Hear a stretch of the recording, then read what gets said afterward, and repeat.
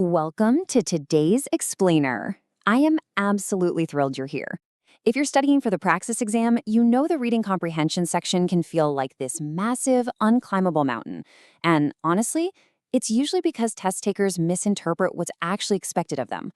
But today, we're going to conquer that mountain together. We're breaking down a foundational strategy from Mastering Praxis Inference, the evidence-based guide. We're equipping you with the exact tools to master inference questions, identify evidence, and get the right answers with total confidence. Let's dive right in. So let's be real for a second. Have you ever stared at a test booklet totally stuck between two choices and finally just guessed? Yeah, we've all been there, and it is super frustrating to rely on a coin flip. Inference questions definitely have a reputation for being tricky or ambiguous. But guess what? That ambiguity is an illusion. I'm going to share a straightforward, evidence-based trick that empowers you to stop guessing and start accurately interpreting information. No luck required. Okay, moving right into our first section, defining praxis inference. To beat the test, we first have to understand what the test makers actually want. On the Praxis exam, making an inference is simply the process of figuring out what is not directly stated. It's the classic act of reading between the lines. They are not going to hand you the answer with a direct quote that perfectly matches option A, B, C, or D.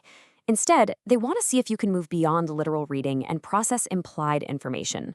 Making accurate deductions from subtle context is absolutely crucial for future educators, and that's exactly the analytical skill they're assessing.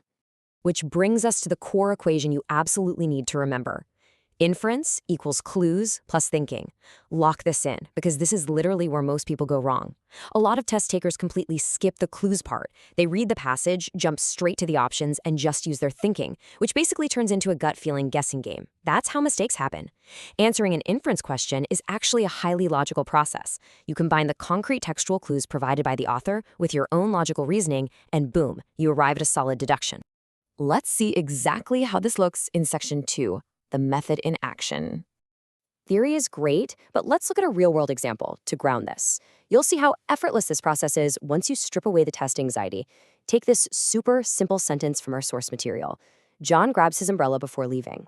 Now, what's really interesting here is the explicit textual clue. It's right there in plain sight. His umbrella. That one single word is our concrete evidence. So, applying our formula, what can we logically infer based on that one piece of evidence? Think about it for a second. Don't overcomplicate it. What is the basic purpose of an umbrella, and what does it mean if someone grabs one before walking out the door? Right? It might be raining, or, it looks like it's going to rain. Notice the sentence never actually uses the word rain. The author didn't explicitly state the weather. But by combining that explicit clue, the umbrella, with basic logical reasoning, we effortlessly hit on an accurate conclusion. You just made an evidence-based inference. And while it seems basic with one sentence, this exact same process is what you apply to those dense, multi-paragraph reading comprehension passages on the exam.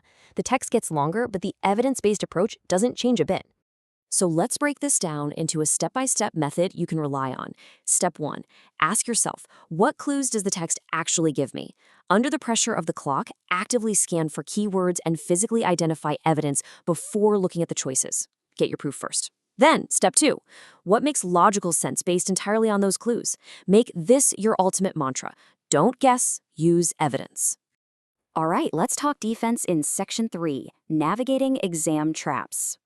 The Praxis test makers know exactly how our brains make leaps of logic, and they actively design questions to catch you slipping. This brilliantly illustrates the difference between a winning answer and a literal trapdoor. On the left, we have the evidence, deductions safely grounded in textual clues. On the right, the trap.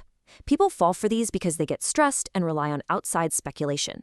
Trap answers are usually totally unsupported or just way too extreme.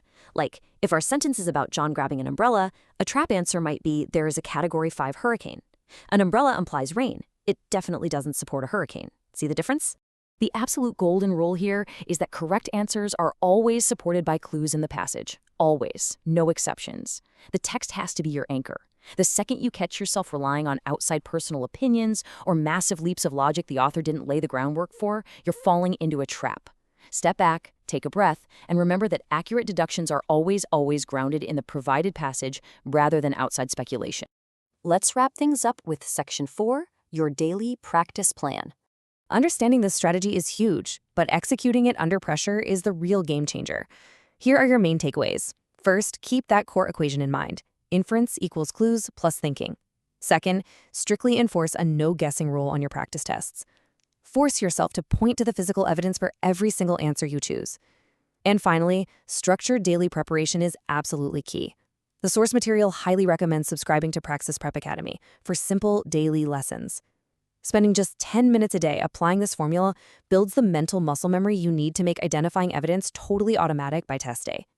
Which brings us to the final and really the most important question of this explainer. Are you ready to stop guessing and start proving your answers? Next time you face a complex reading passage, I want you to treat it like you're a detective at a crime scene.